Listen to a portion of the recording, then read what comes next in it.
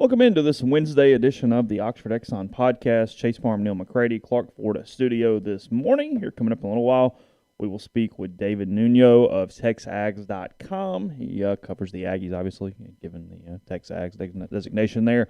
Talk some football with him. Have you ever done a deep dive into their site? It's freaking amazing.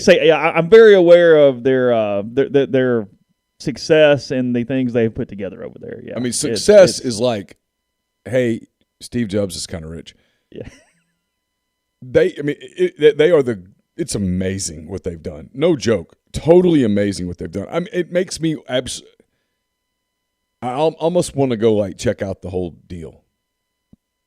More than any other, I mean, they cover a crazy fan base, but more than any other site in the network, where if you could kind of shadow them for a couple days to see all the different little bells and whistles, that would be the one probably of anybody else in the network, because it's so varied. I mean, we pride ourselves kind of on having a lot of funnels and podcasts and videos and sites and different things, but the amount of variability that they have with their site is pretty impressive. Yeah, they do some really cool stuff, and is an independent. Yeah, they're not rivals or Scout or their own deal. Yeah. So. Anyway, I didn't mean to interrupt. Their deal's fascinating. I was looking at his setup yesterday when we were talking on Zoom. Yeah. Because he did this show and then I did his. Right. Yeah. So we'll talk to him here in a little bit. Get to see that setup and whatnot, as it will be in the live stream. We have the video for that. We'll talk some football. We'll talk some different things as well today. Head on over to the Blue Sky. To get a selfie. When you take one of those, you need to put it on Twitter. And put it on Instagram, wherever you'd like to put it. They will find it. You get automatically entered into a chance to win an official Ole Miss football helmet. They gave one away last week. Going to give one away this week. All you got to do is hashtag Blue Sky Rebels and tag Oxford Exxon to get that done. So take advantage of that. And again, coming to you from the Clark Ford studio. We are. Clark Ford is in Amory, Mississippi, 662-257-1900, 662-257-1900. Call that number. Ask for Corey Clark. Tell Corey what Ford product you're looking for. He'll send you a quote within 15 minutes in business hours, right to the bottom line. No hassle, no haggle. You get your quote. The rest is completely up to you. You can shop that quote around, or you can do what I've done, what I recommend that you do, and that's hop into a Clark Ford today, 662-257-1900. David Nuno and other guests join us on the Rafters Music and Food Hotline. I'll be talking to Eric Edholm Thursday morning. I'll probably put that on the Thursday night show for Friday morning's podcast. Mm-hmm. So they'll join us on the Rafters Music and Food Hotline. Rafters Music and Food on the Square in Oxford. Be a great place this weekend. If you're coming up, make that a part of your weekend. Burgers, po' boys, appetizers, great beer selection, full bar, the whole deal there at Rafters Music and Food, and also Rafters in New Albany. So some basketball coverage up on the site. Ole Miss winning its season opener last night, 82-61 over UNO. The Rebels shot 53% from the field, 41% from three, and then not get the line much. Went 5 of 9 from the stripe yesterday. Put a lot of guys in double figures. Pretty balanced scoring attack for the Rebels. Crowley with 13. Let's see. Yeah, Austin had 13. Brakefield 10. Fagan 10. Brooks had 11 points, 4 boards. 23 assists to 12 turnovers. That's really strong. They forced 19 turnovers. That's really strong. Ole Miss 1 points off of turnovers, 17-6. Ole Miss 1 points in the paint, 40-30. 1 fast break point, 16-12. Biggest lead was 25. UNO got off to a pretty good start. Ole Miss got off to a shaky start. Got to fix that. Ole Miss shot 44% from the floor, 62.5 from three. I'm sorry. 44, from the floor consistently. 33 from three and 80 from the free throw line. Is that right? No, that's New Orleans. I'm sorry. 53 from the field, 40 from three, 55 from the line. Yeah, I'm having a bad day. I'm having a mental collapse day. Yeah.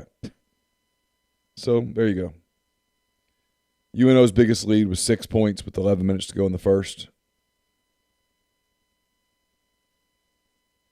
Ole Miss led 31 minutes and 2 seconds. So, yeah. I mean, look, it's one game. I wrote about it. There's some positives, a lot of positives. Not many negatives, but a few. Got to get to the line more. Probably got to get more out of Deshaun Ruffin than they got. Played 15 minutes, didn't get much out of him. Probably need to get a little bit more out of Sammy Hunter. And in games that are competitive, Joyner's going to play more than 28 minutes. Yeah. I think Fagan's going to play more than 16 minutes. I liked a lot of what I saw out of Jamin Brakefield. Not much out of Morrell last night. No, Morrell. 5 points. Morrell played basically 15 minutes. 2 boards. 5 points, 2 boards, 2 assists. Had a plus-minus of 1. The biggest plus-minus, in case you're wondering, is Joyner, 26, Luis Rodriguez with 25. Luis will play better than that, too. He had 9 points, 4 assists, 2 boards. He'll play better over the course of the season. They've got a lot of toys to play with. Got a lot of toys to play with. Got to figure out how to make them fit, how to make them work. And what's he want in a perfect world? 8 on a rotation? No, I think the way he likes to play, he'd love to go 10. 10 guys, yeah. We also don't know how good UNO is. I mean, we think they're bad.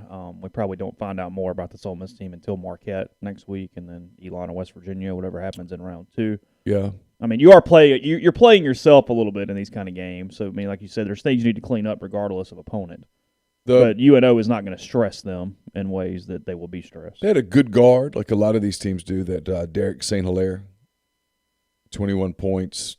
He was 9 of 15 shooting, 3 of 6 from 3. Good player. So he'll make noise in the Sun Belt. Are they in the Sun Belt? I think that's right. Yeah. No, Southland. Southland. Yes. I grew up going to Southland Conference. They say you're kind of into the Southland a little bit. Oh, it's back in the day. Nostalgic. Last night around the league, Ole Miss, again, 82-61 over UNO. Duke knocked off Kentucky. That was at the State Farm Champions Classic. That was 79-71 Blue Devils over Wildcats. 9 versus 10 in that one from a ranking standpoint. Alabama clobbering La Tech last night in Tuscaloosa, 93-64 over the Bulldogs. Arkansas got challenged by Mercer most of the night. Ended up winning by 13, 74-61 over the Bears.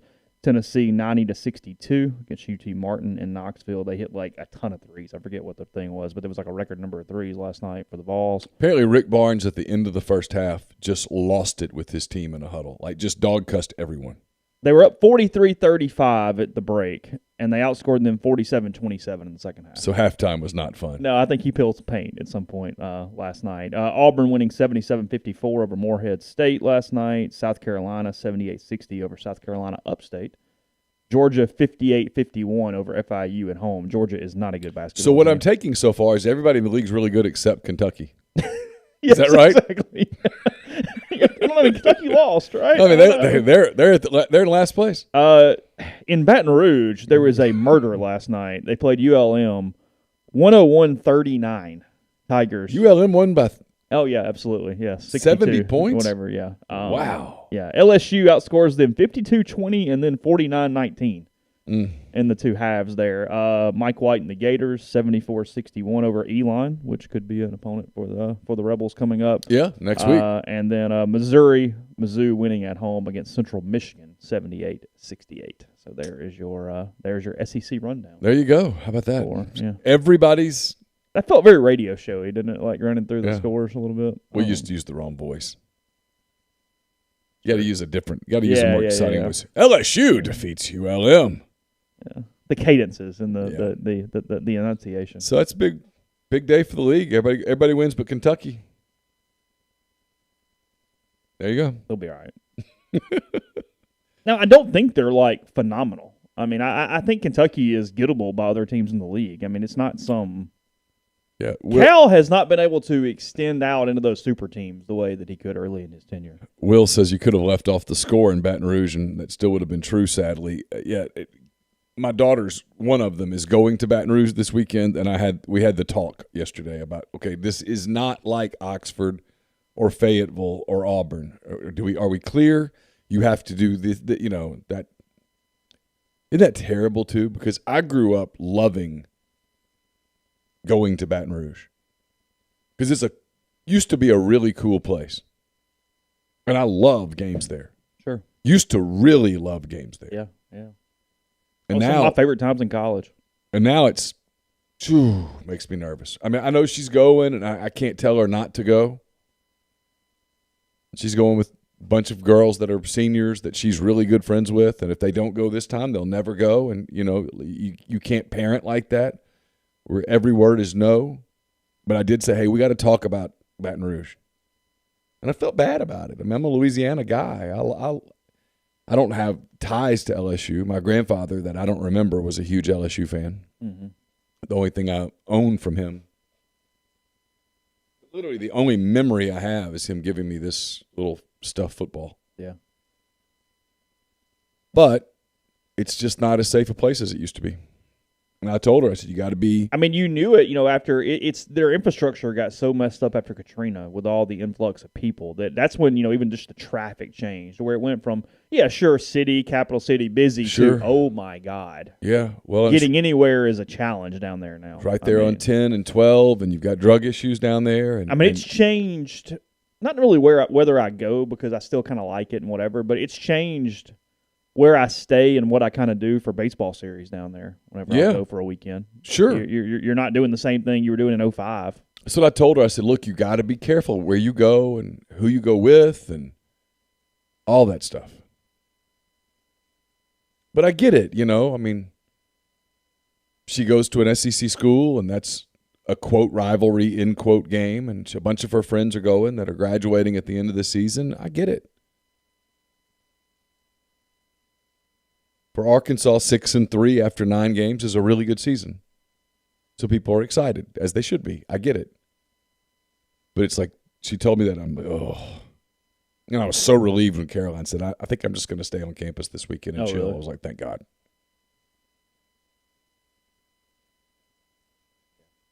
I know the girls she's going with. They're cool.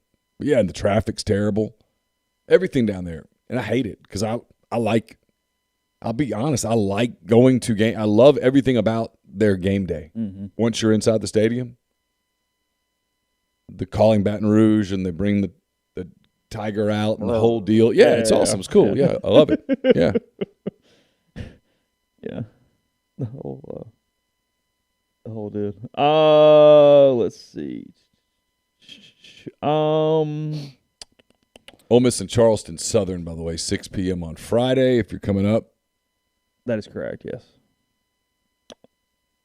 It's at 6, yes, 6 o'clock on that one. We'll get into David Nuno in a second. Any football at all from yesterday that was relevant? So apparently there was some sort of a deal on campus that all you strong media types were speaking at. So it was just me and Jake Thompson and the guy from Tupelo. Michael Katz. It was really just us. So we got John Rice Plumlee, who was interesting, talking about the transition to wide receiver. Sam Williams, I asked him about his stock, and he talked about being just kind of focused on now. Got Cunningham, who talked about found out on Monday of last week.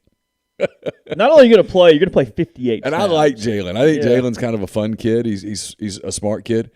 And they told him on Monday of last week, hey, you know how you've been going to defense, the rooms and stuff and practice and defense meetings? You don't need to go there anymore. You need to go to the offense rooms. And hey, you're going to start at guard Saturday. Good luck. Oh, and by the way, if you suck, there's no one behind you. So you're going to have to kind of play the whole game. Just kind of figure it out. Good luck. Yeah. Whether it be 58 snaps or 93 snaps, with our offense, we don't know. So just see you on the practice field in an hour. Yeah. Hope you know the plays. The challenge of that is so complicated and difficult. I mean, seriously, I want to look at his stats in a second. Actually, he has the type of personality and to handle it, and he's a smart kid, and so I think he was able to. Yeah, because he's kind of laid back a little bit. Yeah. Versus some dudes, and no fault of their own, just would swim and go, "Oh my God!" Some people would panic. Yeah, because some people are such creatures of preparation and such, and in football, there's a lot of that. Yeah. And he was able to just kind of do it. I think he held his own. He did okay. Now he's going to have his hands full this weekend, but he's had another week now. I mean, he's got a week and a half. So what could possibly go wrong? Mm-hmm. Okay. We'll get into David Nuno in a second. For the tell you about Visit Oxford, visitoxfordms.com. Go to the events page, find out everything going on locally this week and every week, including Tunes Around Town on Friday night. They're in the atrium by the Growler. That's Daniel Roebuck. Acme Band is at the Pocket Park next to Volta. And then Wendy Jean Garrison at Spring Street Cigars. That's 5 to 7 o'clock on a Friday night. Enjoy what should be a pretty cool atmosphere downtown. Prior to Ole Miss and A&M, also with Double-decker bus tours 3 and 4 o'clock on Friday. With that, you can get an adult ticket, get $100 off a pair of Blue Delta jeans, and see Oxford from a different vantage point. So again, visit oxfordms.com/events. Someone's asking in the thread. I'll pay some bills here in a second. Someone's asking in the thread about any COVID-19 rules at the pavilion. Look, if there were rules, they weren't enforced. Yeah, I think that's the best way to categorize it. I didn't take a mask. No one asked me about a mask. I saw some UM employees that were masked. Mm-hmm. I don't know that I paid a lot of attention. Believe it or not, I'm not a mask-obsessed person. I just don't want to wear one. I didn't see many if they were there. Certainly nobody was patrolling the aisles making you pull your mask up. Right, yeah. And I didn't anticipate that at all. We're brought to you by Walk-Ons. They put everything they've got into bringing you game day. With the taste of Louisiana, dig into their mouth-watering Louisiana cuisine, po' boys, gumbo, voodoo shrimp, fan favorites like juicy burgers and fresh salads, quality fresh ingredients you can't help but crave. If you are not making it up this weekend and you're in the Ridgeland, Jackson, Madison area, 720 Highland Colony Parkway in Ridgeland, go check them out. Be a great place to spend your day. There's good football games starting at 11 a.m. You got Auburn and Mississippi State and Oklahoma and Baylor and a whole bunch of those games. They'll have them all on there at Walk-Ons throughout the day and up to Ole Miss and Texas A&M on Saturday night. NFL on Sunday. Great food. It's a great environment. Really check that out. 720 Highland Colony Parkway in Ridgeland. We're also brought to you by Brothrow. It's a social sports betting network, free to use. It's a cool, fun way to bet. No third party, no juice over time. That's going to save you money. You can start your own group, make friends, and invite friends. Payment happens within 24 hours of the conclusion of your bet. It's bet.brothrow.com/MPW. Also brought to you by Muddy Water Camo. Enter the promo code Rebel Grove at checkout. Get 35% off all products from the site. Free shipping on orders of $100 or more at muddywateroutdoors.com. You can also go to deadsoxy.com. Promo code Rebel Grove at checkout for 25% off your entire order of the best socks you'll ever put on your feet, including the Archie Manning socks, the clipboard socks, all of that there at deadsoxy.com. Game Changer Patch is here to help you with this weekend coming up. Actually, 3 weekends in a row. Ole Miss football in the Grove and in Oxford. Liberty last weekend. You got Texas A&M, and then next week the home finale against the mighty Commodores. You want to make sure that you are prepared. It's a night game next week, too. So, you know how that works. So they got the 2-patch system, that all natural ingredients to help keep you in the game ready for the next play. Go to GameChangerPatch.com. Enter the promo code RebelGrove20 at checkout for 20% off your purchase. We're also brought to you by ACS.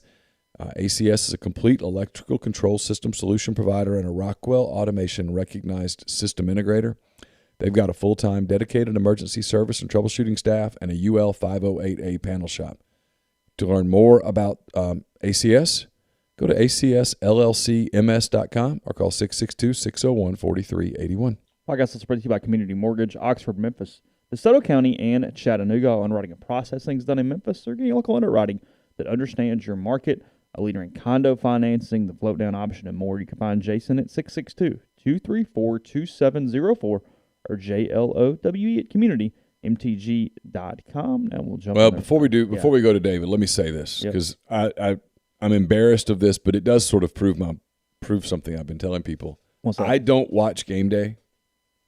There was a time. Oh, we asked something? Okay. No. Remember I told you that I screwed up in this interview? Oh, sorry. Yeah, my bad. There was a time, 2012, 2013, 2014, back in then when I probably watched it a good bit. Mm-hmm. I don't ever watch it. I say that because when I was talking to David, for whatever reason, my feeble brain, which grows more feeble by the day, had me thinking that game day was in College Station when Alabama was there this year. So I went on a long-winded question about that, and I could tell his body language was funny as I was asking it. It's because I'm a complete idiot. So, but to prove to you that I'm freely admitting that I'm a complete idiot, I didn't edit it out. I didn't scrap it. We could have. Could have thought about it, but I didn't. So you're going to make fun of me. It's cool. I get it. It's just not a show that I watch. It doesn't resonate with me at all. I don't like it. There's a lot of things about it that I don't like. And I forgot that they weren't there. I think they were at Texas, Oklahoma that day instead in Dallas. So there you go. But the rest of the interviews, I think pretty good. David's a terrific guy. So you'll enjoy his perspective. David Nuno of Texags here on the Rafters Music and Food Network. David Nuno, Texags.com, kind enough to spend some time with us. David, first of all, thanks for joining the show. Good to have you with me. I've been with you guys a couple of times, so it's good to have you with us. Yeah, man, I'm excited to do this. We've been talking about this game for a long time because for an A&M perspective, this is the first, to me, real road test for Zach Calzada and company because Denver was one thing versus Colorado. The neutral site game against Arkansas was a tough game. They ended up losing, and then Missouri was a high school atmosphere. So this is going to be a real tough test. It's been a rough year in Como. All right, let's start there because I'm curious because I agree with you. It was one of the things I wanted to ask you about was obviously Texas A&M's played significantly better football since that loss to Arkansas in Arlington. I guess that was the end of September. They've beaten Alabama. They've beaten Auburn. You mentioned the Missouri game. They've played extremely well in the games that they've played. They do go on the road. It's going to be a different environment than Calzada's experienced as a Texas A&M quarterback. But he seems to have played really well lately. How much of a factor do you anticipate crowd being for him? You know what? It has to be somewhat of a factor, right? It's the first time to really test it. But how much of a factor? The A&M offense really revolves around what that offensive line does. And I think an offensive line can block out the noise. And with that O-line that has grown up this year with two true freshmen out there on the starting offensive line, it allows that backfield, which is one of the best in the country, if not the best, to do what they do in Isaiah Spiller and Devon A-Chain. So to me, you don't need Zach Calzada to do too much to win games. You need him to make plays, not turn the ball over. Sounds easier said than done. But allow your defense, which is so strong, and that running game to really move it. And that's what they've done. And he made no mistakes last week. Didn't have splashy numbers against Auburn. But as you've heard many times, defense travels, and they need to travel this week in Oxford. So, it's funny. I was in Fayetteville on Saturday. I was at the Arkansas-Mississippi State game. And the thought occurred to me a few times as I was watching those two teams play, two teams that are both solid. They're good. They're fine. But neither one of those teams, you don't look at either one of those teams and go, man, these are really good football teams. You don't look at them and go, these are really bad football teams. They're just good, solid, kind of. I always say they're a Chili's. You know what I mean? I mean, you know what you're going to get when you go to Chili's. You kind of know what you're going to get, and it's kind of what they are. Maybe a little step above Chili's, maybe a TGI Fridays or something like that. But it's not. Neither one of those teams are like a gourmet restaurant. And I kept thinking both of these teams beat Texas A&M. One on a neutral site, one in College Station. And obviously it's a different team today, and those games were played in September the 25th and then October the 2nd, so it's been a minute. But what has happened with Texas A&M to make them this much improved from what happened in those back-to-back weeks where Arkansas and Mississippi State not only won those games, they won them, kind of convincingly in some ways. Yeah, so I'll go back to the Arkansas game. They punched A&M in the mouth right off the top. It was 17-0 at the end of the first quarter. After that point, the A&M defense figured things out. They scored a long touchdown from Burks on Miles Jones, who had just come back from injury and did not finish that game. And it was a beautiful touchdown, and we know how good Burks is. Yeah, from that point on, and A&M just didn't have the confidence in that game. And Arkansas was playing with a lot of confidence after what they had done to Texas prior to that, and they were looking like a team that could bring it. And they're able to run the ball on A&M. So I used that one as they got punched early, but they had a chance to win in the fourth quarter, which to me said a lot about a team that could not move the ball. Against Mississippi State the next week, Mississippi State, was just getting after A&M. And this was a game that was a one-possession game going down to the very last drive for the Aggies, who weren't able to score a touchdown. They had some unfortunate drops. But Zach Calzada each week was growing. Yep. The other person or other people that were growing was the offensive line. This team is really dictated by how that offensive line plays. And when you have two true freshmen, which I didn't think that, a lot of people were talking about how good A&M could be before the Haynes King injury. I didn't really put that much into account about losing players on the O-line because I thought to myself, these guys are 4- and 5-star players. They'll figure it out quicker. They just didn't figure it out by the Arkansas game. And at Mississippi State, Mike leached us. He did what he normally does, and it was just a tough game. But you almost had to hit that rock bottom to really re-find yourselves. Now, Olin Buchanan, my co-host, we go back and forth on this because he doesn't necessarily think you had to lose those games to be where you are now. And I don't know if you had to lose them, but you had to almost lose hope to regain the trust in your teammates. And that's what happened that next week against Bama. The Alabama game had to have given that team, that program, so much confidence. It was funny during the offseason, there was so much focus on that game. CBS circled it, said, hey, this is going to be a game we're going to put in prime time. And then everyone, self-included, hand raised, kind of made fun of it. Like, well, Alabama's going to smoke them. They just lost to Arkansas. They just lost to Mississippi State. Alabama's going to pop them. When that didn't happen, when A&M got that win that Jimbo Fisher had been talking about and all those things, did that change the confidence level inside that program? Because they appear to be playing with a lot different swagger now than they were, like you mentioned, earlier in the year when, like you said, Arkansas punched them in the mouth and they really kind of cowered a little bit at first. Yeah, so I'll say this. People inside the program felt very confident going into that A&M game. Now, a lot of people will tell you that during the season, like we had a great week of practice, and it's just coach talk, right? But I had people telling, Billy Lucci, who reported on our show, our executive editor, that they really felt great about the way they practiced heading into that game, that they felt that they found something. That's A. B, they had really slow starts in a couple of those games. They had a great start against Alabama, and that's where that confidence, I think, really started to grow. People think that Bama did not bring their A game against A&M, and A&M played above their weights. But if you look at some of the stats, Bryce Young threw for over 350 yards. They were able to run the ball in A&M, most of that in the third quarter and the beginning parts of the fourth quarter. But every Jimbo Fisher team that I've seen here at A&M, they get stronger as games go on when they're feeling themselves, and that's exactly what happened. Alabama took a lead with 5 minutes left, and A&M believed in what they were doing earlier, and they finished the game the way they started the game. Yeah, it was a big fourth quarter for Calzada. He just made one big gutsy throw after another, and he did it hurt, which leads me to my question. I know it was the non-throwing shoulder, but what do you hear about his health this week headed to Oxford? Yeah, so Jimbo Fisher was asked about it during his Monday press conference. He's like, he's a full go. He's going to be at practice. He'll be fine. That kid is a warrior. There's no doubt about that. His numbers sometimes don't impress people, but there's nobody questioning his toughness. I joke on the air, and I mean it with respect. He's like Willis Reed, right? Like the Alabama game, he goes down. They're thinking Blake Bosch is going to come in. He's not going to come back. This dude comes in, runs for a first down with a hurt knee, and throws a couple great passes. And then against Auburn, same kind of deal. Hurts his shoulder, gone for a couple plays, comes right back. And what do? They just move the ball down the field. He is a warrior. And look, he's been in the program for a few years, but he is really growing up each week. And I think he's gotten better, not necessarily just statistically, just the way he commands the offense. Speaking of Warriors, Matt Corral's been that for Ole Miss all season. Ole Miss would like to go fast. They're beat up on offense.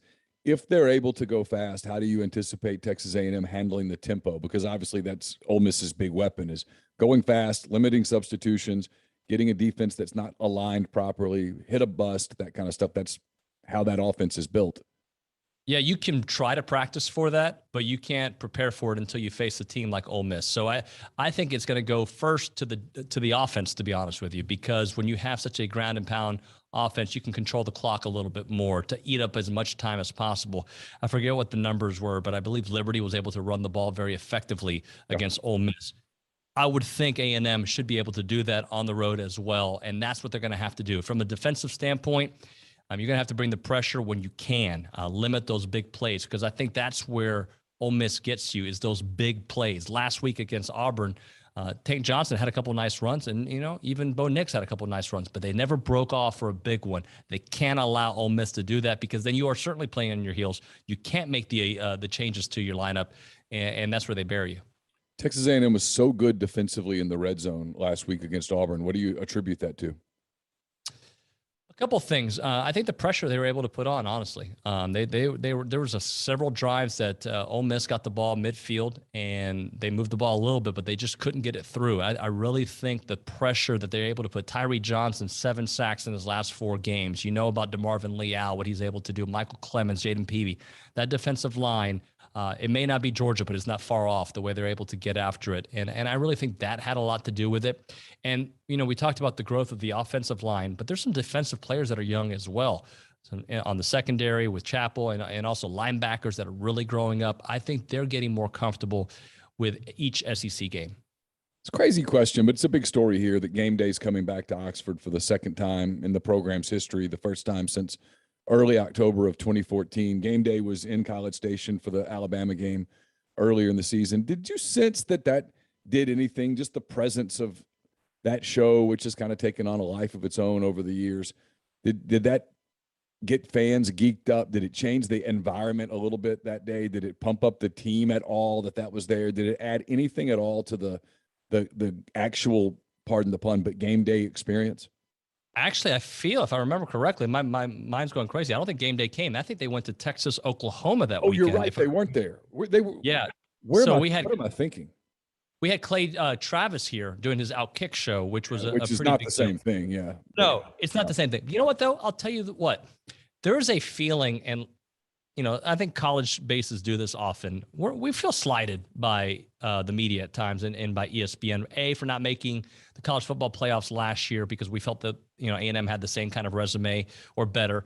And also, there's just been some downplay to how good this program is on Jimbo's salary and whatnot. So, look, is it cool to have GameDay here? Yes. But I tell you, at least here at Texags and the people we speak to, having the SEC Nation here last weekend was a bigger deal because there is a little bit of a, GameDay doesn't look at A&M the way that we feel that they should. Now, again, it's like a college football team. You use whatever motivator you can out there. Yep. But I think it's a huge deal. It's the biggest show in town. Last weekend going to the Cincinnati game over this Auburn A&M game, I think was a slight at A&M as well. They didn't pick A&M for the Alabama game. But now it is going to happen at Oxford. And I think for everybody involved, you want to play on Monday Night Football. You want to play on Sunday Night Football, and you want to play for GameDay. You mentioned Jimbo. I know that he's addressed this earlier. It's always going to be there until it's not there. The rumors about LSU and his relationship with Scott Woodward and all of that. Is there any part of you at all that thinks this is something that still has to be dealt with at the end of November, early December, involving Jimbo and the LSU job? No, but I do understand why people bring it up. I mean, there's an obvious connection there. There are rumors everywhere. I don't believe it. And the reason I don't believe it is those around me don't believe it, right? And it's not because we have the maroon-colored glasses, but look, I know LSU is a great job. I understand that. And I know that the last 3, no matter how good of a coach or not, have won national championships. But can they give Jimbo everything that A&M is giving him? And I mean, everything Jimbo wants, he has here. He's got his ranches. His Kids First Fund here at A&M has done amazing. This community has really embraced that. He's got the staff he wants. He might have one of the best recruiting classes he's ever had, or A&M has ever had. It could be number 1 in the country, could be in the top 3. So I don't see it. And what I also tell people is this. When there's smoke somewhere that feels legit, you start seeing some decommitments. You don't see the number 1 defensive player in the country that weekend say, I'm going to A&M, and then a 4-star wide receiver, and the kind of recruits that are saying yes to A&M. I don't believe that would be happening if these rumors were true. And I believe Jimbo to be a man of his word. And, obviously we'll have to see how his feelings are later on, but I don't think he's going to entertain that at all. We mentioned Texas in passing earlier. Obviously the big news this year is Texas and OU joining the SEC. You're there in that state. It's a former rival. Yep. They kind of laughed at Texas A&M when they joined the SEC, and obviously A&M got the last laugh on that. How do you anticipate the league changing when Texas and OU get in, and what kind of a I don't know, I have this opinion, David, that Texas is in for some kind of a sobering awakening, that this is a different league than Texas thinks it is, that this is a league that, you look at schedules and you go, okay, well, it's Mississippi State, it's a freebie. It's Arkansas, we got that, it's no big deal. There's an underappreciation for how tough it is to go to Oxford and win, to Starkville and win, to Columbia, South Carolina and win, to Fayetteville and win. When those teams are good, their fans get geeked up for a big-name team that comes in, and you better bring your lunch or you get popped. And I don't know that Texas is prepared for that after life in the Big 12. And I think OU might be somewhat better prepared, but I think it's going to be a wake-up call for them as well. But you're closer to that than I am. Do you agree, Yeah. or am I an idiot? I agree, and I'll tell you why I agree. I agree because A&M struggled in the beginning, other than having Johnny Manziel, right? If you have a generational player, that changes the game for no matter what program you're at, and I believe Johnny was that player. If Vince Young comes back to the University of Texas next year as a 20-year-old kid, then maybe we're talking about a different story. If Bijan Robinson is the best player in college football next season, maybe there could be an easier transition initially. But what we learned at A&M is that, yeah, you can recruit a top 10, top 15 class, but how deep is that class? Because A&M with those really good teams, even with Johnny in 2013, they lost some games. I think they were 8-4 that year, if I remember correctly, maybe 9-4 after the bowl game. So because of that, it takes time to really get the kind of players that are weathered and ready for SEC play on a weekly basis. It's one thing to take on one SEC team, in the beginning of the season that you're ready for. It's another thing come November when you've had to go to Oxford, you have to go to LSU, and you have to go to Bama, and all these different places you have to go to, especially in the SEC West. It's a game changer, and it takes a special type of top 10 class consistently. And also, I think your coaches kind of have to learn the way it is. It's you don't pick it up overnight. You can have a year or two good, but to do it over the long haul, it takes time. You mentioned next year. Is there any buzz in that state that this whole Big 12 dragging it out for 3 or 4 more years is going to go away? I mean, when do you sort of anticipate this happening, when Texas and OU actually get started?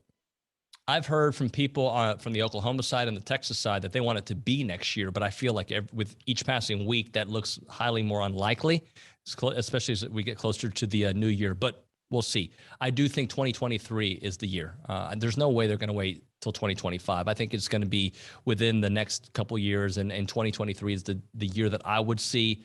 But if I'm Texas, if I'm Oklahoma, I'm considering paying that buyout because the money in the SEC is a different animal. Last thing, how do you sort of see Saturday night playing out in Oxford? I have what they call BAS, battered Aggie syndrome, and I have it in Houston as well, battered Houston sports fan syndrome. Like, it's hard for us to have nice things sometimes, I feel.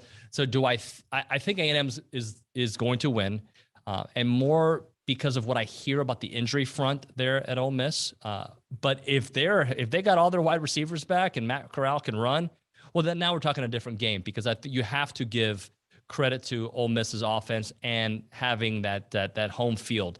But with injuries, I like where A&M is headed, not where Ole Miss is headed. But again, it all boils down to injuries. If those guys come back healthy and they're able to go downfield and really open A&M up, now we're talking about it's going to be a tighter game. And I still think it's going to be a tight game with the injuries, for the record, because I have so much respect for Lane Kiffin, the way he coaches. And I think Matt Corral is the most dynamic quarterback in all of college football. David, thanks so much for the time. Really appreciate it. Have a great weekend. Thank you, sir. I appreciate the time.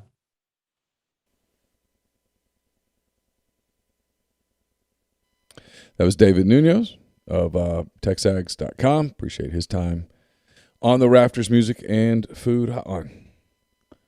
Yeah, thanks to him for that. We'll carry on in a second. First, tell you about Nick Stan and Associates. NickStanOxford.com, 662-281-1200 is the phone number. Use them multiple times in the home buying process. Give them a chance as well, whether you're buying or selling here in Lafayette County. The market is kind of nuts right now. Has been for a long time, so have somebody you know and trust here locally for that. You can go to the website. You can click their link in my 321 football content item. It's out each week. Also, my message board and signature there at rebelgrove.com, and start the process of getting your next home here in Oxford. Again, NickStanOxford.com, 662-281-1200. Pinpoint Commercial Real Estate's based out of Jackson. They service the entire state in all commercial asset classes such as retail, office, industrial, and land. Sam Cox, B.B. Mitchell are Ole Miss grads. They utilize their unique skill sets to execute on assignments and increase value for their clients. This week's Property Spotlight is on the Village at Madison. It'll feature roughly 60,000 square feet of Class A restaurant, retail, medical, and professional office space, along with roughly 75 zero-lot line residences, with Pinpoint handling the leasing for the commercial portion of the development. Cobblestone streets, iron railings, gas lighting will serve as signature elements of the development. You can learn more about it by calling BB and Sam at 601-586-3220. Blue Delta Jeans is happy to announce the inaugural Coastal Cup Waterfowl Tournament, hosted January 19th through the 21st at the Bay Flats Lodge on the San Antonio Bay of Texas. This competitive team duck hunting event will include 2 days of Texas coastal waterfowl hunting, meals, drinks, and lodging, 2 pairs of custom jeans for every participant. Special guest of the event will include Josh Raggio of Raggio Custom Calls and Barton Ramsey of Southern Oak Kennels. To learn more, contact Blake Kokenauer at blake@bluedeltajeans.com. Also brought to you by Grenada Nissan. If you're in the market for a Nissan vehicle, that's the place to go. GrenadaNissanUSA.com. They've got a complete selection of new and previously owned Nissan vehicles. Great lease deals as well at Grenada Nissan. Speaking of great deals, Lamon's Fine Jewelry is the place to go if you are shopping for jewelry. If you're coming into Oxford this weekend, and from the sounds of things, a lot of you are, and you're doing some Christmas shopping, want to get ahead a little bit, stop by Lamon's, 1126 North Lamar Boulevard in Oxford. Engagement rings, wedding rings, all that, obviously. But they also have fine jewelry, watches, pearls, fashion jewelry, children's jewelry, collectibles, and more. It's the gold standard in fine jewelry. LamonsFineJewelry.com or call them at 662-234-2777. We'll have hand-raised guys for you tomorrow night. That's brought to you by Comer Heating and Air, Southern Air Conditioning and Heating, different names, same great products and services. If you live in Oxford, Tupelo, or the surrounding area, it's 662-801-1777. If you live in Hernando, Memphis, or that area, 662-429-4429. I'll be taping a Soft Verbal podcast tomorrow. Rob Cassidy's going to join me from Rivals.com. It's brought to you by the College Corner. It's your one-stop Rebel Shop, 2 locations in the Jackson area. In Flowood, it's next to Half Shell. In Flowood, it's next to Half Shell. In Ridgeland, it's next to Fleet Feet. If you don't live in Jackson, it's okay. Go to collegecornerstore.com. Plus, you can find them on Facebook and Instagram. And speaking of podcast, I'll be doing a Mind on My Money tomorrow with Martin Palomo. That's brought to you by Pinnacle, based in Madison, Mississippi. They provide detailed, specialized investment management, financial planning, retirement planning for individuals and businesses, and much more. It's mypinwealth.com. Podcast is brought to you by Northeast Spark. That's NESPARC.com. Service people across rural communities. 2 packages, the 100 Mbps or the Blaze, the 1 gig that powers the Clark Ford studio. Your hometown team bringing you world-class broadband. That's NESPARC.com. 662-238-3159. Phone service, parental controls, network security, or a wireless mesh extender if that is needed. Again, 662-238-3159. Just seeing here, we talked about the fight when it happened, but Tyson Fury had to have surgery on both elbows after the Wilder fight. So, whatever reason. Both of them, yeah. Wow. Talked about how both of them were incredibly banged up, and it wasn't even necessarily a boxing match. It's just who could withstand standing in the ring longer with all their injuries prior to the fight and then during it. So, I don't know. Just clicked up on ESPN. 2 huge people like that just hitting each other. For 36 minutes. I mean, it just over can't and be, over and over. Can't be the way the body was meant to be No, used. and I don't know. I mean, probably people that we're talking to don't necessarily underrate this, but, and I mean, Neal and Nora are big fighters, but you get. I had a big fight in the 8th grade. Yeah, sure. But you get out of breath quickly throwing punches in any way or whatever. Yeah. Because somebody goes, oh, well, I mean, it's just 3 minutes at a time, 12 times. It's 30 seconds is forever if you're doing boxing-type maneuvers and the core and leg strength needed at different things. I mean, a 12-round heavyweight boxing match where if you drop your guard for 1 second, you are probably literally getting knocked out is some of the most high-strength, high-stress things you could possibly do in the world. You saw Rocky Balboa and Ivan Drago, didn't you? I mean, they went 15 rounds. Yeah, back then it was 15. 45 minutes of just haymakers. With the whole world watching. including the Kremlin, goes down. It's still today one of the greatest sporting events of all time. We're not going to get on the Rocky thing, so we'll get really mad at us when we do it. However, I did get kind of jealous or envious, not jealous, envious of the guy on the message board that said he was watching all the Rockies for the first time this week. He had never seen them before. I think he's 26. That's fantastic. What a day that must have been. Well, because he's like, I'm watching 3 right now. Do I keep going? And it's like, yes, you haven't got to 4 yet. Go. Yes. Go. And then there's a fight on the message board of, 4 is not really better than 1. It's like they're not even nearly the same movie. Like, it's 2 different genres to the point that, But if you don't watch 1, you can't appreciate 4. Yeah, 4 is a comic book movie. That's what 4 is. And then you go from there. Are you saying it wasn't real? I'm saying that it was a little more drummed up than 1 was. Yes, it did not have the gritty feel of the original Rocky. We'll say that. He ended the Cold War. He ended the Cold War. He did. Yes.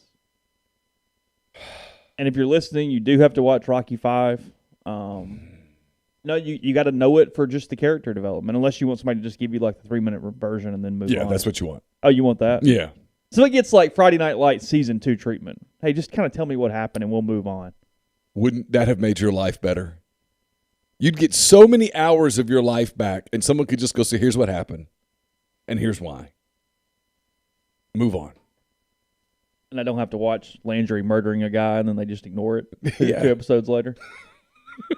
Spoiler alert. Wouldn't you rather just someone sit you down for 30 minutes and go, this is going to hurt, and no questions. But you're going to be completely prepared to move on. But you're going to be ready to move on, and I promise you it's worth it. Or you can watch 12 hours of this nonsense. Yes, you'd want the 30 minutes of pain.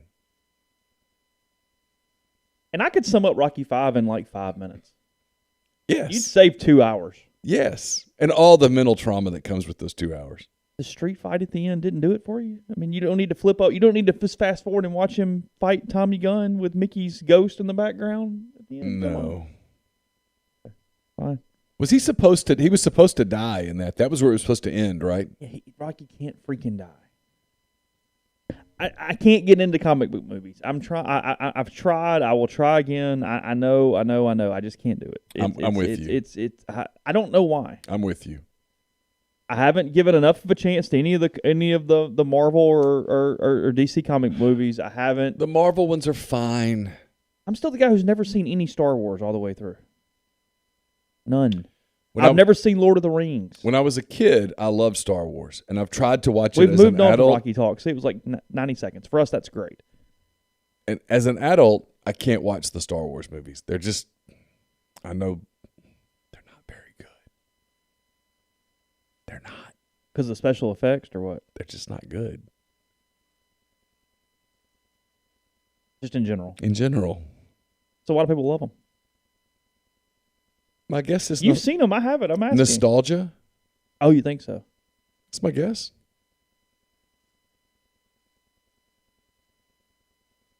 If you send me the order, I'll give it a chance. I do promise to give it. But Which ones? I think she's talking about comic book movies like Marvel stuff. Okay.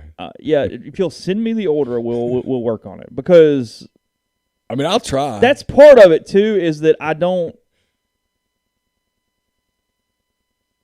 If you make me have to like gloss through stuff that doesn't matter early, it's not going to work. I need to know the chronological way that has. Yeah. Because I can't just pick up something random. Tell me where to start.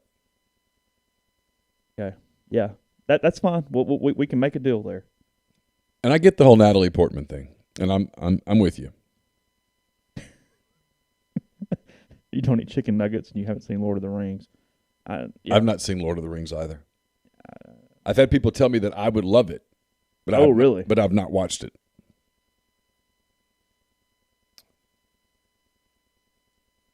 Okay. Look, I can't ever promise people that we're not going to go down a rocky path. I mean, I can't make that promise. That and Top Gun are always one topic away. I mean, you just never know. Yeah, and I'm not. And at some point, we get a Top Gun too. I mean, I say that it just supposedly. Apparently, they have filmed.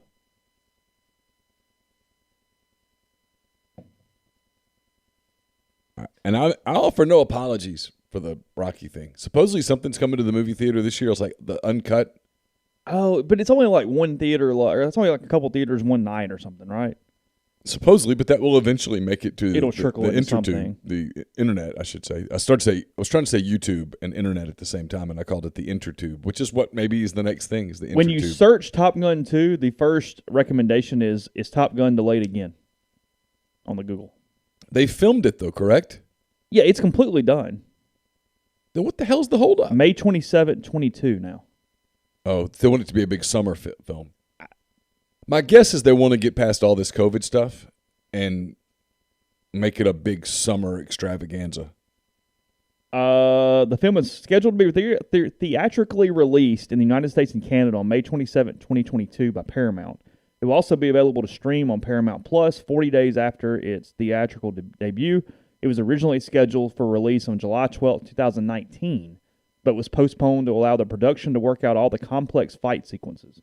Due to the pandemic and scheduling conflicts, the film received further delays. Gotcha. That's all I got. Are they making a Creed 3? Are they? I don't know. But Balboa's not in it, is he? I don't know. I don't know how much further you can go.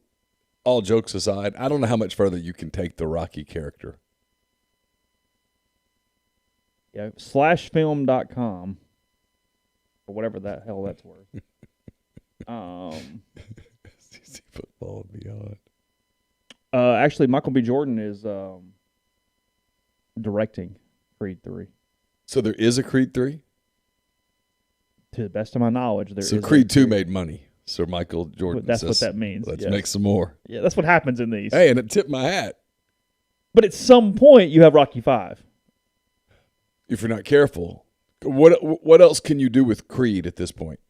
Director Michael B. Jordan, writer Zach Balin, Keegan Coogler, stars Jonathan Majors, Tessa Thompson, and Michael B. Jordan. In development and expected November of 2022.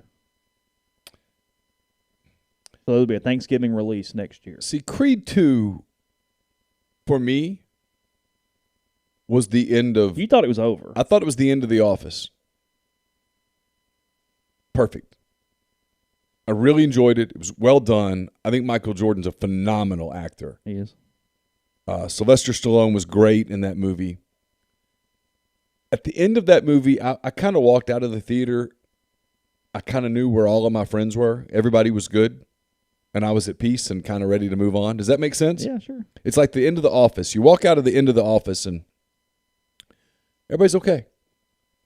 You kind of know where everybody is, and you're like, hey, see you guys later. Good luck. And you move on, and I think that's the perfect way to end a show. And when you add something else to it, okay, so we're going to have a discussion here. This leads into a discussion that you and I had yesterday privately that we're about to have publicly. Okay, what are we doing? When you add to it after you've wrapped it up perfectly, you screw up perfect. Oh, we're doing this. Okay. So Chase and I were talking about the game day host thingy, the guest picker thingy. Yeah. And I have an opinion that I think many of you will disagree with. Okay. And it has not been announced or decided yet, if anyone's asking. But I think if they bring as Katy, of 9:06. If they bring Katy Perry back, I think it's a mistake. And the reason is, when she came in 2014, it was perfect. So you could not have drawn up a better October the 4th in Oxford, Mississippi. In every freaking way. You literally could draw nothing up better than that. It was perfect. The weather was perfect. Ole Miss played the number 1 ranked team in the country and won in dramatic fashion. It was at 2:30 on CBS so that you could party before, and God knows you could party after. She was a big deal at the time, a really big deal. She's a big deal now, but not as big of a deal as she was then. She was just front and center of all pop culture at that time. It was a perfect day. I've heard so many Ole Miss people tell me that was the best day of their fandom. Okay?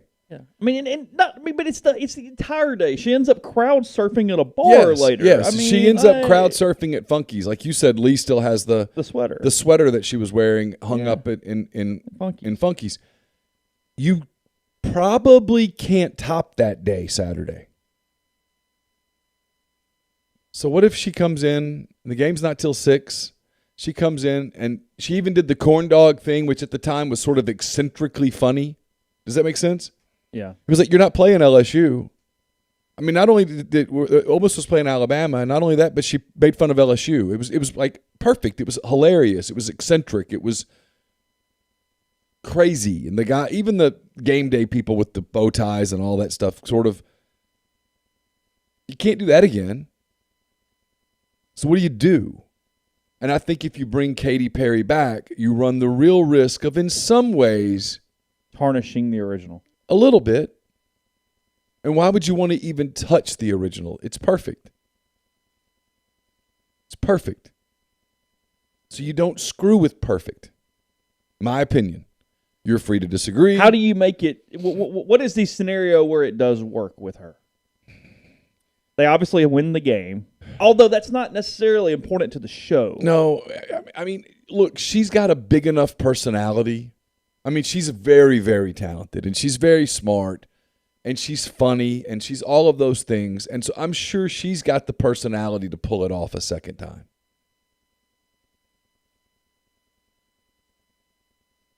But I'd have to really think about what do you do. But it's a different feel today than there was that day. That day, it was the first time Ole Miss had arrived. They were playing the number 1 ranked team in the country, and I think most of us believed they had a real shot to win. A real shot. And a win meant being vaulted into the top 5 in the country. A win meant you vaulted into the national title conversation. A win meant you had arrived. You were going from the little kid table to the big kid table. And all of those things happened, and all of those things happened. They were on the cover of SI. They were in the top 3 in the country. I can't remember exactly where they popped up in the polls. And they were good. It was that Mississippi Mayhem Sports Illustrated cover because State had beaten A&M. State beat A&M earlier in the day. Yeah. And then Ole Miss beats Alabama, and it was just, all that stuff. But let's say Ole Miss wins on Saturday, okay? Just for kicks and giggles. Let's say Ole Miss beats Texas A&M. Use the same score, 23-17, okay? They're not jumping into the top 10. They're not in the national title picture, really. Yeah, New Year's Six Bowl, all that, cool, that's great. But you get my point. I guess it's conceivable that Corral would have such a game that vaults him back into the top levels of the Heisman conversation. There's stuff that could happen, but nobody, if Ole Miss wins this game, nobody on Saturday night goes, boy, I tell you, Ole Miss football has arrived, boys and girls. No, it kind of already says that. So that it's not the same set of circumstances. That's all I'm saying. She'd be great. It'd be cool. I get it. But I do think you run the risk of tarnishing it. And what if she comes in and it's not nearly the same and it doesn't have the same feel and then you lose by 2 touchdowns to A&M because you're just so beat up on offense? Now when people go Katy Perry and Game Day, you have to go which one? The good one or the sequel? Because the first one was perfect. I'm not even an Ole Miss person. And I was like, man, this is an incredible day. I've covered a lot of big-time college football in my life doing what I've done. Yeah, I've covered national title games. I've covered the whole deal. That atmosphere in Oxford that day. I remember Friday afternoon somehow getting stuck on Jackson Avenue going, holy, I've never seen anything like this. Yeah. It was totally different than anything I've ever experienced. Because even the fan base was different that day because they get behind 14-3 and then have the awful face mask call that leads to it getting 14-3. Yeah. And there wasn't this just abject panic throughout the stadium that you would have expected to go, oh, well, here you go again. That was whatever. They dominated that second half. Yeah, and they outscored them 21-3. The place just had a different feel to it that day. It just did. It had a totally different feel to it, and I'd be a little afraid of screwing with it. I felt like best case scenario was Morgan Freeman being in the country and could say yes. Because you go, hey, look, we went this way. Yeah, it is yeah, what yeah, it is, yeah, and yeah, it's yeah. done. He makes when people go, what makes sense? He makes sense. Yeah. But if he can't do it, I don't know. Feels like you're forcing it. I could be wrong. Yeah. And no one's going to ask my opinion, nor should they. Yeah. So we'll see as the day goes on. I'll tell you the podcast brought to you in part by Johnston Hill Creamery. Those Thanksgiving pre-orders still have a few days left to get that in. November 19th is the deadline at 5 p.m. You pick them up on the 24th, day prior to Thanksgiving. The pumpkin cheesecake, which is one of their signature items, buttermilk pie, artisanal cheese trays, charcuterie trays, and more. That's 662-419-9201, and you have plenty of time to get more stuff into your Grove tailgate this weekend. They would deliver right there to your spot on campus.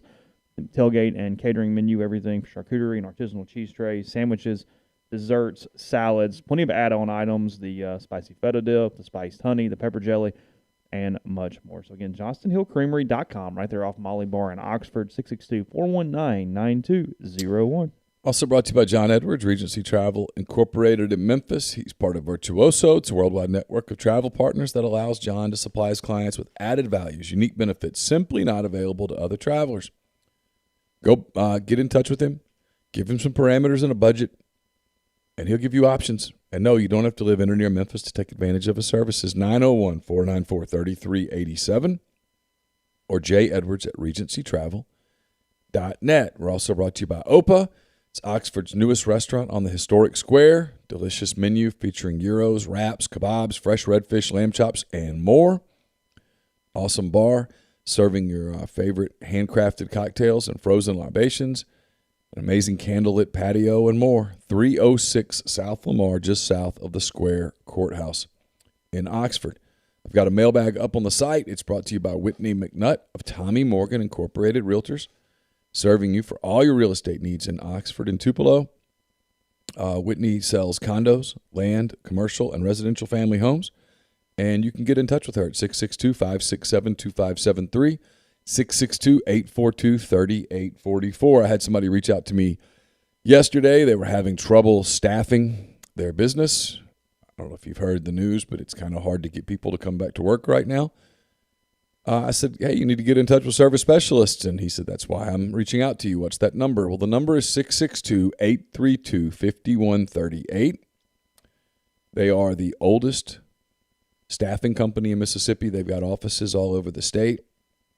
If you are looking for employees, they've got resumes at their perusal, available for your perusal, I should say. People that want to keep their search confidential, their job search confidential, they've got a lot of those people too. Look, Mississippi's a small state. They always know about candidates that are available. They always know about jobs that never get advertised. So reach out to them, 662-832-5138 or servicespecialistltd.com. Alpha Specialties is located at 1670 Highway 80 in Pearl, Mississippi, and they are your trailer-specific professional. They've got load trail. They've got Hallmark cargo trailers. They've got spare tires and wheels, full selection of trailer parts and accessories, hitches, winches, straps, and more. 601-932-9798, alphaofms.com. We're also brought to you by The Rogue. Reach out to them. I think I saw an ad yesterday on Instagram with The Rogue. Buy something from their collegiate collection, and they'll throw in a powder blue knit hat that you just might need on Saturday night. It's going to be cold here in Oxford for the kickoff for the game. By the time that game ends, temperatures down in the low 30s. So it's therogue.com. Better hustle. Or you can go see them in person, 4450 I-55 North in Jackson. You've got about, what's today, the 10th? You got about a week and a half left for registration for Oxford Park Commission basketball. For the 2022 youth season, leagues are open for ages 7 to 15. The cost to play is $50 per participant, January 3rd through February 24th. Games are played on Monday, Tuesday, and Thursday evenings. No more than 2 games in a week for teams. It's oxfordparkcommission.com to sign up your son or daughter today. And then finally, we're brought to you by Joey Erickson, Hair and Gear Autoplex. Let him help you find the vehicle you're looking for at a price you can afford. Choose from a full selection of new Chevy, BMW, Lexus, and Infiniti, or get a great deal on numerous brands of reliable pre-owned vehicles. Call or text at 662-571-2367 or go see him in person at 1685 High Street in Jackson. So we're we're at the halfway point of the NFL season. I saw Bill Barnwell today put out his top 5 MVP candidates for the year. Kind of makes McCready over here look kind of smart. Aaron Rodgers at number 5, Lamar Jackson at number 4, Tom Brady at number 3, Kyler Murray at 2, and Matt Stafford number 1 for the MVP award right now. He says about Stafford, well, this is awkward. He just had his worst game of the season on Sunday night, blah, blah, blah, blah, blah. But even after you account for that dismal performance, he simply is head and shoulders above the competition as a passer this season. The longtime Lions starter has produced a 94.8 EPA. I don't know what that is. In the passing game this season, no other quarterback has topped 53.3. Murray, Prescott, and Brady are within 0.1 EPA of each other for second, third, and fourth, but they're as close to Jimmy Garoppolo as they are to Stafford for number 1. So there's that. I get it. Detroit was so bad. He also leads the league in total QBR. Detroit was so bad that a lot of people didn't appreciate how good of a quarterback he is. And everybody has a bad game in the NFL. Nobody runs through a season as a quarterback and goes, yeah, 17 games, 17 awesome. Check. Doesn't work like that. League's too good. Yeah. So just a little thought there. Also, since it's at the halfway point, just if you're out of curiosity, who's kind of sitting where in the AFC, the Titans would have the bye right now. We'll see what they continue to do without Derrick Henry for as long as he's out. They obviously got the big win over the Rams. And then your first-round games would be Ravens hosting Patriots, Chargers hosting Steelers, and Bills hosting Raiders in the first round. All of them. Yeah, fine, whatever. That's why I'm for a college football playoff. Yeah. And then in the NFC, the Arizona Cardinals at 8-1 would currently be your 1 seed. Mm-hmm. They would let's see, they'd be ahead of the Packers. Would be hosting the Atlanta Falcons in the first round. Okay. Ooh. The Tampa Bay Buccaneers would be hosting the New Orleans Saints. Ooh. And for that. And then as a 4 seed, the Cowboys would get a very difficult draw hosting the LA Rams in a first round game. Watch that. Yeah, so those would be your NFC games. Damn, I love the NFL.